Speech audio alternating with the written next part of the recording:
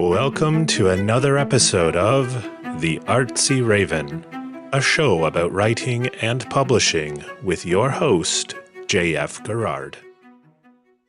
Welcome to another episode of The Artsy Raven, and today our special guest is Bruce Hunter.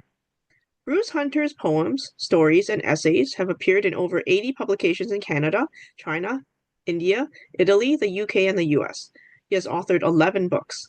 His latest book is the Italian translation of his book In the Bear's House, or Nella, casa, dell'orso in Italian.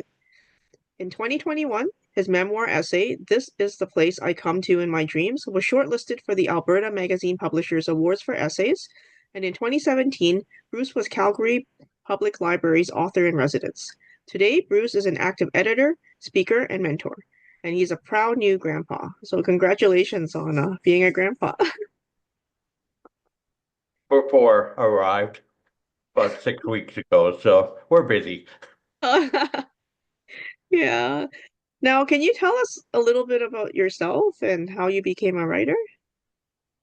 Well, it's a long and interesting story, and just to update my bio because I've been moving so quickly, it's hard to keep up with myself, and I have a web developer who I'm driving nuts because every week, something comes up. All very good. My 12th book, which is a re-release of In the Bear's House, had just come out, and I'm going to be flying to Calgary, my hometown, on Monday, and we'll be launching In the Bear's House along with the other spring books by Frontenac House. I'm turning 73 on May 21st, and I'm really excited about this because to be honest, I never in my life expected to be returning to my hometown with a new edition of In the Bear's House and Nella, casa, dell'orso from Italy. So that for me is a wonderful birthday gift, not only to me, I think to everyone I've dedicated the books to. The other thing is I just came back off a four-city tour in April of Nella, casa, dell'orso. And it's really interesting to see how a story of a young deaf boy and his very creative mother is received in Italy, given that the story is set evenly between Calgary and the Rocky Mountains, at the eastern slopes of the Rocky Mountains. But much of Italy is mountainous, first of all. And second of all, I think there's a universality to the story. The question I always get asked, and I'll hopefully preempt you asking this question, how much of the story is you? Because like the character, I lost much of my hearing when I was 18 months. And that remained a mystery for much of my life. We had no idea why, and my mother was told, and quite condescendingly patted on the head by the doctor, that he'll grow out of it. Well, I didn't. And it certainly has presented a challenge at different times. But with the challenge comes, as one of my friends who has a disability says, superpowers. I don't think the superpowers are gifted. I do think they're learned. And certainly one of the things that would mark my life is adaptability and also constantly learning, and I think that has not been a negative. It's actually been a positive because I've opened to different ways of learning. I'm an unconventional learner because I don't have access, even with these very powerful devices, to what most people hear. That also, I think, is one of the ingredients in my success as a writer, because I've had to learn to fill in the blanks when people talk, and my mind is racing back and forth, making sure, did they say that? No, that's not possible. Or maybe they did. And I was a professor for a long time, and I always said to my students, if you ask me a question and I give what appears to be the wrong answer, I promise you it will be a good answer to the question you should have asked.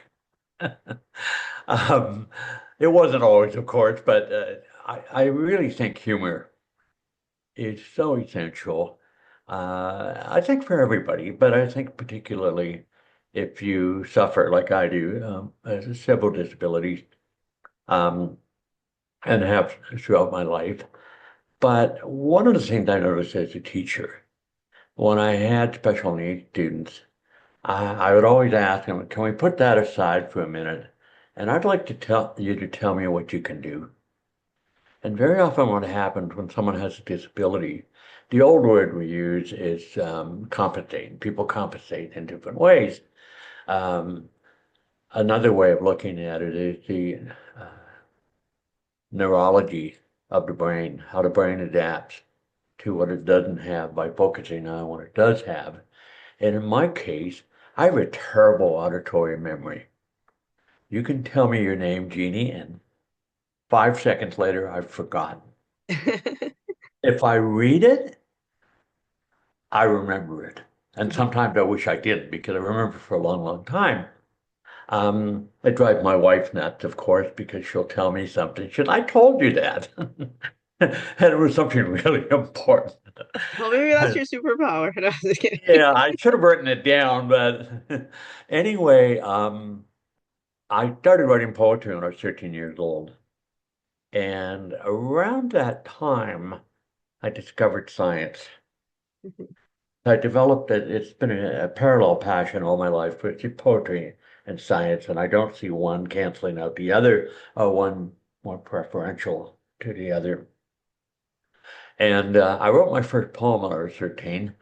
I'm sure it was pretty awful. It was a love poem, and I didn't really have anybody to love. I had my mom and I had my sisters, Yeah. that sort of thing. But it was a great release and relief to read my words on the page. They were my words. Mhm. And somehow in that moment I existed. This was evidence of my existence. And it wasn't until I think maybe 3 or 4 years later, until I was in high school, I had a wonderful English teacher who was very eccentric and um, a large, bosomy woman. And we were writing limericks, and I was on the football team, and I was not a very good football player, but I was good at limericks. So I was sharing limericks with some of my teammates who were submitting them under their name. And one day she announced, like, someone is writing these. And no one says anything, of course. No one fesses up. And finally I had to. And at that point, she looked just delighted and pulled her half-frame glasses down. And I'm in the front row and kissed me on the forehead. Aw. Said, you're a poet. That's not what you want to happen when you're in grade 10 Okay, okay. on a football team. But, interestingly, I think my classmates respected that, most of them anyway. And despite my embarrassment, I thought, well, this is interesting. Not only do I exist, but other people are responding to Mhm. something I wrote. And although limericks are kind of formulaic in that, they're fun to write because it's like playing a little duet on the piano. One hand is speaking to the other sort of thing in language. So that's actually where I started. And that was the year I also got my first rejection. And it's very funny because I'm now friends with the editor of the school newspaper who uh, is a performance poet and a singer. And we often laugh about that. I say, thank you for that rejection. You know, I don't know if I would have wanted this particular piece I wrote at that time published, but that's how I started way back when. And I was a voracious reader. I was not very good in school in a lot of ways because I couldn't hear. Mhm. And my work often reflected how much I didn't hear. So I got 30% in Latin. And but the class was mostly oral, and then you had a little bit of reading. But the interesting thing is, 30 years later, 40 years later, actually, I was in Italy, and the 30% I learned came back. And as my wife and I are driving around, I'm picking out names, and I'm going, I remember that, and I good. So I think that's the story of my life. You know, I can't always have 100%, and I don't think anyone can. But the amount that I do have become precious and engaged. And I hear differently, even with the devices. I hear those words that are like gems, Hmm. the really important, different words. And I also hear tone. Tone is 40% of what we hear, and that's why animals will respond to a tone. Why we talk high, baby talk. Hmm. We take it high, and I noticed interestingly, many of my friends who are elementary school teachers have the high voice. Elementary teachers, because I think that's part of how, how we perceive the language. Um, Quick story, and I think it's a humorous story.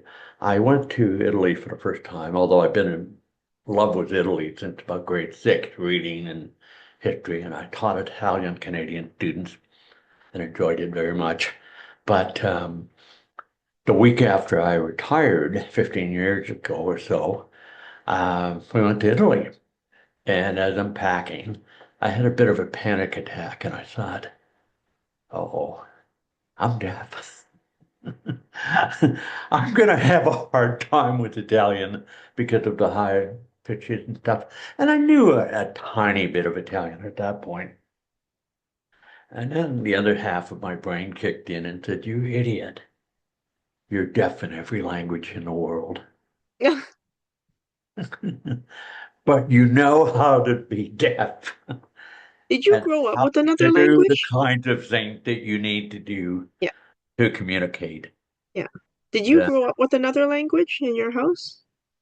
Not at all. There was a dialect, Okay.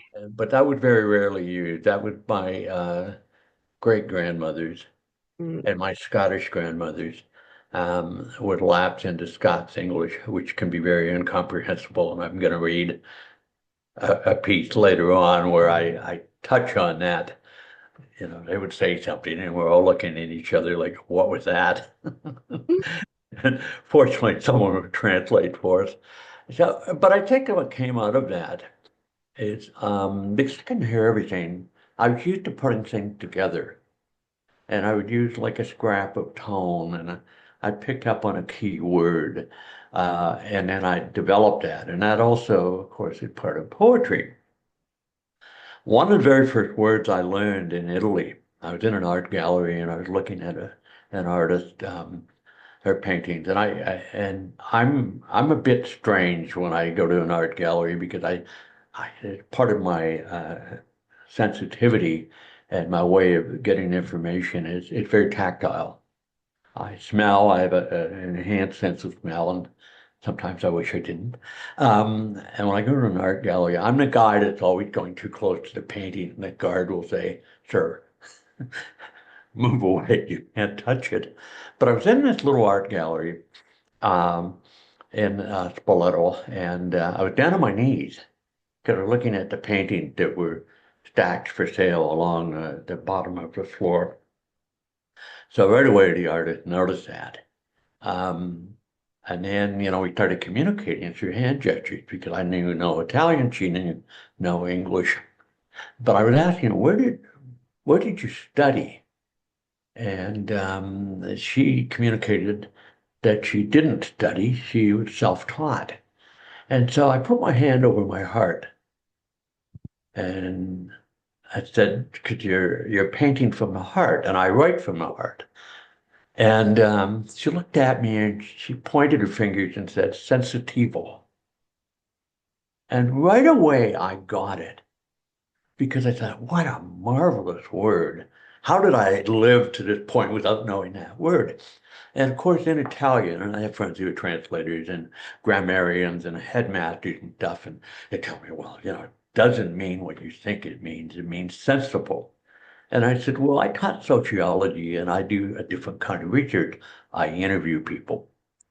And out of the 5 Italians I talked to, including you, 4 out of 5 said it meant everything from sensitive all the way over to psychic. Yeah, I What thought it a was sensitive when you wonderful first said it. word.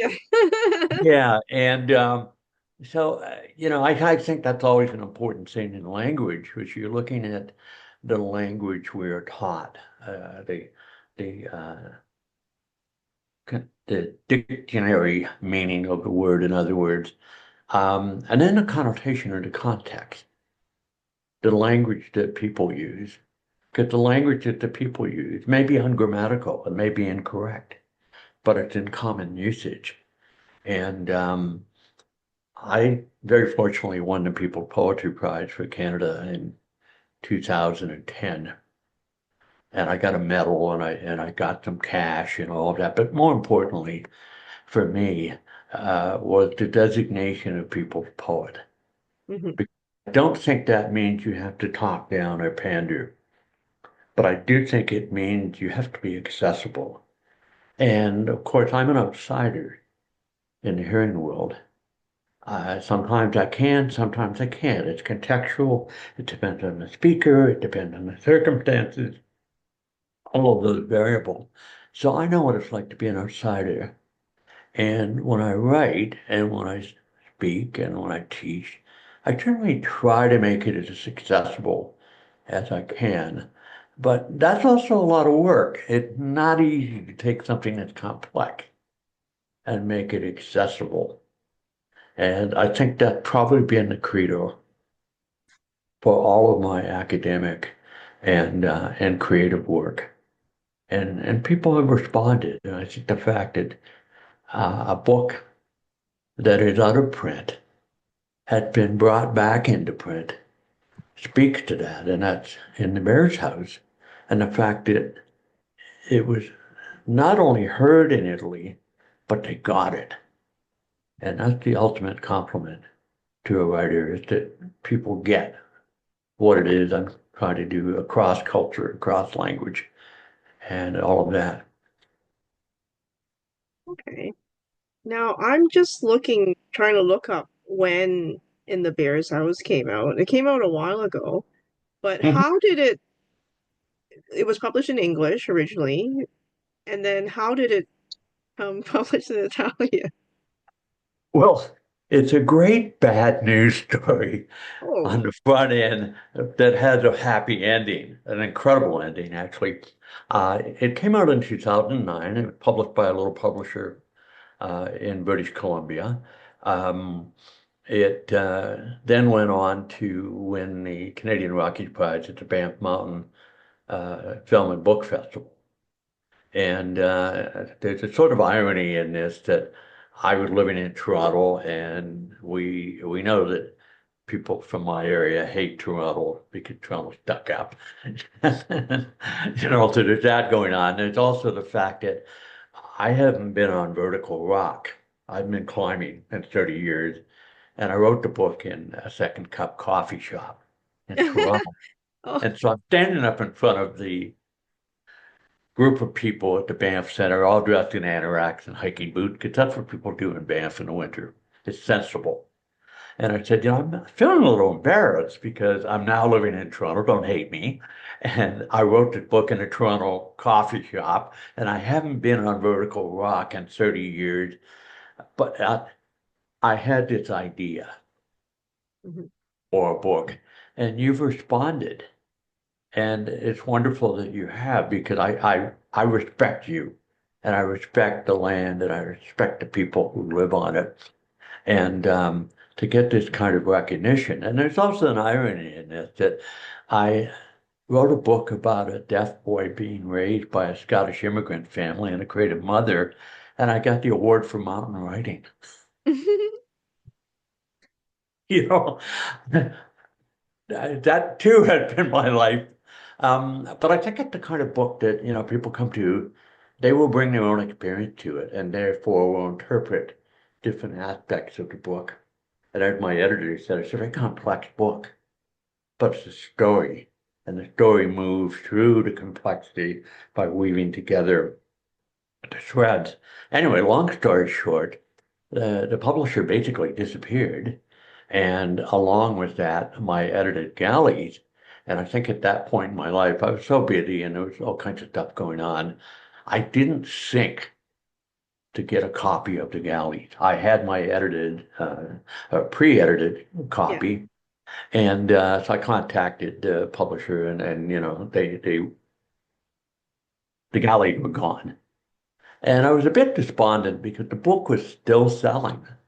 In fact, used library copies were selling American for between 100, 250, up to $500 a copy. And so anyway, I kind of filed that away, and I lost hope on ever seeing the book in print again. And I have a wonderful neighbor who's an editor and poet, Atlanta Wolf. And we were in an event or something, and she gave me a ride home, and I went up and got a copy of the original in the Bear's house, and I think I had 3 left. That was it, you know. I gave it to her, and she called me 2 days later. She said, I couldn't put this down. She said, this is a classic. It's a classic of Canadian literature. You have to get it back out there. And I thought, oh, this is wonderful, except for the fact I don't have a copy. So I was in conversation with a cousin who now lives in the States and worked in IT. And he basically rescued the book Oh, by scanning the copy, yeah. scanning a hard copy, recreating the book in a submissible file. And that saved me months of work if I could even do it. And I have low vision, so for me, my typing is like 30 mistakes per minute or more, you know. But I showed it to Micheline Mailer, who's a very good friend and an editor. I think she's one of the most brilliant editors in the country. And I'm not just saying that because she's edited me. She had made people's careers by her editing skills. And she's very much a hands-on editor, not a stand back and proofread kind of editor. She really is a substantial editor. So anyway, she took it to her bosses at Frontenac House. They took it right away. And that's unusual because I didn't know this, of course. You don't learn this stuff Yeah. until you do it. There's a problem with reprints, and they're not funded. Mm-hmm. The preference is to new books, which begs the question, what happens if you have a book that is really important culturally? And one book that's come up, you know, because we're having all these conversations about bears, is Marian Engel's Bear. And it's a wonderful book. It's sensuous, it's sexy. It's so interesting in how this bear actually becomes romantically involved with a woman. Mm-hmm. It really, like mythologically, it's got all kinds of things going for it, but it's also a beautifully written book. And it, of course, is out of print. And I said, this is again where you could make a case for there are books to be brought back. And Marian Engel's Bear is certainly one of them. But anyway, that's basically how it got started. And in the meantime, my Italian publisher brought out Nella, casa, dell'orso. And so I've had such an intense last 6 months. I'm sort of retired. I am so blessedly busy Mm-hmm. in all kinds of ways. And I am a mentor and a speaker, and Yes. I've worked with a lot of writers emerging and established, because that's part of what we do in the creative community, is those conversations that open us up. So is your 12th book coming out soon?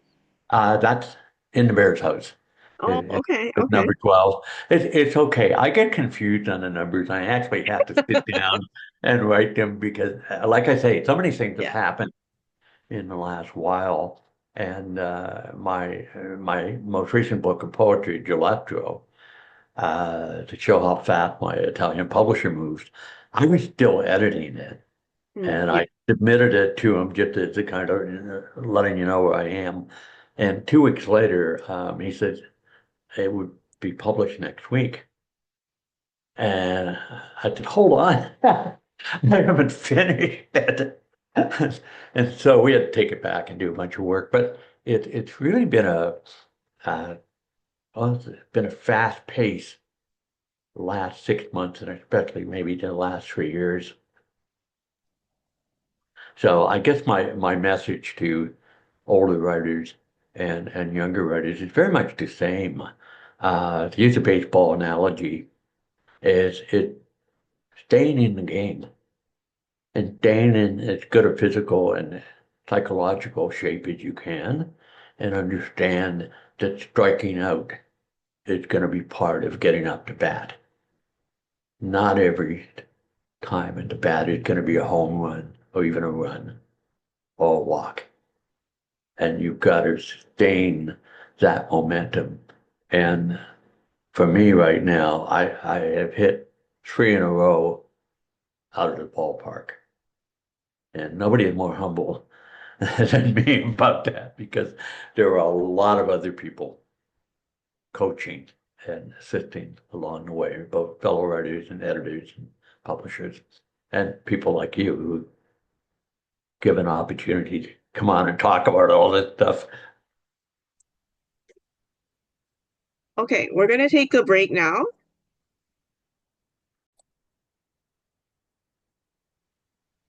So, Bruce, you're going to do a reading for us. Now, can you give us a bit of context before you start reading? Well, I'm going to read from 2 different books. One is the book that we spoke about, which won the People Poetry Prize, 2 O'Clock Creek, New and Selected Poems. And I'm going to read from that because the title poem for that book is the one that was the seed for the novel, In the Bear's House. I wrote the poem, and of course it stayed with me, and I kept going back to the images and the place and the people. I'm just read a short excerpt from that poem, and I'm going to show you the book because it really is a beautiful book. I don't know. There we go. Oh, yes. That is the actual place. Where is Uh, it? this is northeast of Banff, Ah, and it's a frozen waterfall, and it is actually 2 O'Clock Creek. And 2 O'Clock Creek is on Kootenay Plain, which is just north of Nordegg, west of Nordegg, Alberta, and northeast of Banff on the eastern slopes of the Rockies, just outside Banff National Park. But it's in the same kind of mountainous terrain. The other I'd like to show you is this is the copy of In the Bear's House, hmm, E the Bear, yeah. and that is done by a Canmore artist Ah, who was a forest firefighter and a lookout person, a fire lookout person. And those are things I touch on mhm. in the book, because the book is set on Kootenay Plain on a ranger station that is no longer there because of the dam that came in. And I'm going to show you finally, let's see if I can get that in there. Oh, yes, the That Italian is version. a beautiful brown bear from just outside Jasper. And my wife took that photograph and we used it in Nella, casa, dell'orso. Ah, That is a spring bear, and he does not look like he's been suffering through hibernation. He's well fed, and that's because he's feeding on the grain along the CPR track. So he's a grain-fed bear, and he looks like a linebacker. He's a beautiful, healthy bear. And by the way, it was taken with a telephoto lens. So yeah, I was gonna ask, were you scared seeing the bear? yeah, well, I think, one of the things I've talked with in interviews, and I'll move on to the book in a minute, is one of the differences between indigenous and non-indigenous cultures is our approach to nature. Mhm. And the bear in the book uh, is exactly an example of that. In fact, what the title means is a backcountry analogy for wilderness. So when you're in the bear's house, you mind your manners. Mhm. You keep your wits about you and you're observant. But I know one of the elders from the Stoney Nakoda people in and around would be east of Canmore and east of Banff. And one of the elders was quoted as saying, there's a time to walk with the bear and there's a time to hunt the bear. So Mm, it's a very different approach to wildlife and everything actually. Um, and part of what the book is about fear. Not necessarily overcoming fear, but learning to embrace fear and care for it and tend to it. That's a Buddhist idea that it's part of your garden and you take care of it just as you would any other emotion. So I'm going to read, and that's to say, I'm low vision, so excuse me if you lose me visually, but I'm going to Hi. zoom in on the word. This is from the poem 2 O'Clock Creek, and this is kind of the code for my life. When I travel, I always go to the highest point. I'm a mountain person, wherever I am, and I love that in Italy. But it all comes from my time on Kootenai Plain, and this is a little snippet from the title poem, 2 O'Clock Creek. When night comes, 2 O'Clock Creek sleeps, and the waterfall waits frozen. All the years since I learned how rivers are made, this is the place I come to in my dreams, between the highest point of land and the sky, so I can drink from the clouds. And that for me is what poetry is. Poetry is about drinking from the clouds. And that's where wine comes from. That's where life comes from. It comes from the clouds. I'm going to zip down here and I'm going to read the first chapter in the Bear's House, from In the Bear's House. The context of this is the novel begins with the birth of a baby. And the mother's name is Claire, and she's 17 years old at this point. Her husband isn't with her because he's been given a 2-year sentence, hard time, in the penitentiary. So she's on her own. And the baby eventually gets the nickname of Trout for his family's love of the wilderness. So there's a whole interconnectivity of the wild right from the beginning of this book. And also, this is a Scottish immigrant family. So they bring with them a lot of superstition and mythology mixed in with Christianity. So there's that backdrop to the family, and that's a recurring theme throughout the book. I'm just going to read about 3 or 4 paragraphs because I want to give you the flavor of Claire's voice. And the book is primarily written in her voice, first person. The other part of the book, which is about the boy, is written in third person. As an editor friend of mine said, third person maternal. This is very much a maternal book, and women have responded very kindly and enthusiastically, whether they're a mother of a disabled child or not, because I think the book really is about mothering, and it comes from all different sources and backgrounds. Claire. He was my firstborn, my blue baby, my water baby, born before all the others came, passing from me in a rush. At first, there was no indication of anything. I suspected nothing, although I'd heard things from my grandmother on my mother's side. Grandma Lockie, pronounced like Lucky, she'd always say. The wee bairn, my grandmother cooed when she held him the first time, already a damp red curl on his head. Now I'm going to murder the Gaelic in this.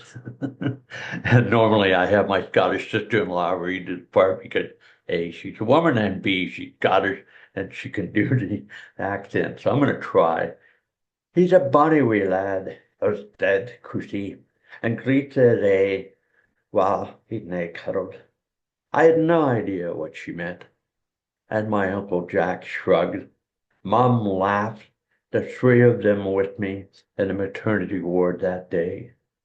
Mom translated. He's cute and cuddly, but if you don't hold him, he's going to cry on you. Grandma Lockie warned me too of the mark of Cain. She told ghost stories, which as a girl I laughed at, though I told her nothing of the ghost I'd seen, as if admitting made them real, and the old country our family left no longer old, nor far behind. But his was not the mark of Cain, but another, as we would soon come to know, for a family named Lucky. Lucky, like lucky, we often weren't. I'm not sure whether water was drawn to him or he to it. But as the doctor held him up for the first time and the nurse cut the cord and whisked him from my sight, his blue skin, congested face, and maybe most of all, his silence terrified me. Through the days of his birth, I could hear the quick clipped smack on his bottom and the hiss of the oxygen tank behind the curtain, and then his wailing, high-pitched screams broken by gurgles and little gulps. He was breathing, and I would never again be so happy to hear a baby cry. He was born at 5:29 in the middle of the third week of May 1952, just as the sun sent its first dusty light through the corridors of Calgary General, and the city below stirred in the first final hours of sleep. Will was my first, and for the rest of his life, he woke before the sun. Only my mother, her oldest brother Jack, and my grandmother came to see me in the maternity ward. My dad left a long time ago before, and my husband was in prison. So that's the beginning of the novel and all the different forces. Excuse me. Oh, okay. Well, thank you. I was curious if you were going to read it in Italian, actually. Oh, yeah. Oh, Lord, no. That would truly bring me down. But anyway. Okay, well, thank you for spending some time with us today and telling us about your stories and experience. It's my pleasure, and I hope your audience enjoyed it as well and get something out of it. And the book is once again In the Bear's House, published by Frontenac House of Calgary. All right, thank you. For more upcoming episodes of the Artsy Raven about writing and publishing, visit us at jfgarrard.com/arpodcast. A reminder to Patreon subscribers that there is bonus content available for every episode on the Patreon website. If you enjoyed the show, you can show your appreciation by buying us some digital coffee. The Artsy Raven is produced by J.F. Garrard. The voice in the show's introduction is Chris Gorman, and music is by Tim Moore. Thank you for tuning in. Until next time, stay safe.